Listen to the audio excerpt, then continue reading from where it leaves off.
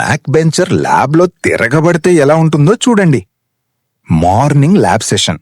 Students అందరూ good morning sir అని greet చేశారు. సార్ మాత్రం ఓకే సిట్ డౌన్ అని చెప్పి డైరెక్ట్గా ల్యాబ్ అసిస్టెంట్ దగ్గరికి వెళ్ళి ఈరోజు ఎక్స్పెరిమెంట్ ఏంటి, ఎలా చెయ్యాలి అని అడిగి నేర్చుకోవడం స్టార్ట్ చేశారు. ల్యాబ్ అసిస్టెంట్ మొత్తం ఎక్స్పెరిమెంట్ ఎక్స్ప్లెయిన్ చేశాడు. 5 నిమిషాల తర్వాత సార్ అదే మ్యాటర్ని స్టూడెంట్స్కి ఫుల్ కాన్ఫిడెన్స్తో ఎక్స్ప్లెయిన్ చేస్తున్నారు. ఇంతలో ఒక స్టూడెంట్ డౌట్ అడిగాడు. వెంటనే సార్, ఇది కూడా రాదా, what kind of engineer are you అని ఫైర్ అయ్యారు.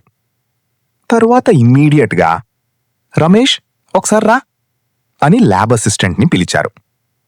ల్యాబ్ అసిస్టెంట్ వచ్చి స్టూడెంట్కి కూల్గా అన్నీ ఎక్స్ప్లెయిన్ చేశాడు.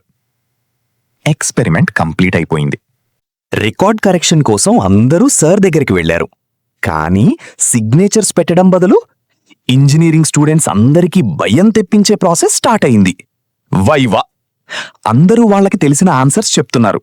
ఇక మన బ్యాక్ బెంచర్ టర్న్ వచ్చింది. సార్ ఇంటే క్వశ్చన్స్ మీద క్వశ్చన్స్ అడుగుతూనే ఉన్నారు. బ్యాక్ బెంచర్ మాత్రం సైలెంట్. అప్పుడు సార్కి కోపం వచ్చింది. నీకు ఏం తెలుసు, ల్యాబ్లో ఏం నేర్చుకున్నావు, how will you become an engineer అని తిట్టడం స్టార్ట్ చేశారు. అప్పుడు బ్యాక్ బెంచర్ కామ్గా, సార్ నాకు తెలియకపోతే తిడుతున్నారు, ఓకే నేను స్టూడెంట్ని, కానీ మీరు ఫ్యాకల్టీ కదా సార్, మీకైతే ముందే అంతా తెలిసి ఉండాలి కదా. కానీ మీరు కూడా ల్యాబ్ స్టార్ట్ అవ్వడానికి 10 నిమిషాల ముందే రమేష్ అన్న దగ్గరే నేర్చుకున్నారు కదా సార్. ల్యాబ్ మొత్తం సైలెంట్. ల్యాబ్ అసిస్టెంట్ నవ్వు ఆపుకుంటున్నాడు. సార్ ఫేస్ మారిపోయింది.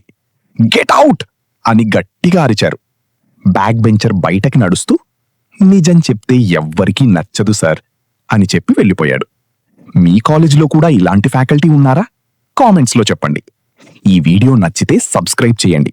ఇలాంటి రిలేటబుల్ బీటెక్ స్టోరీస్ మన ఛానల్లో ఇంకా చాలా ఉన్నాయి. ఈ కంటెంట్ నచ్చితే అవి కూడా తప్పకుండా చూడండి.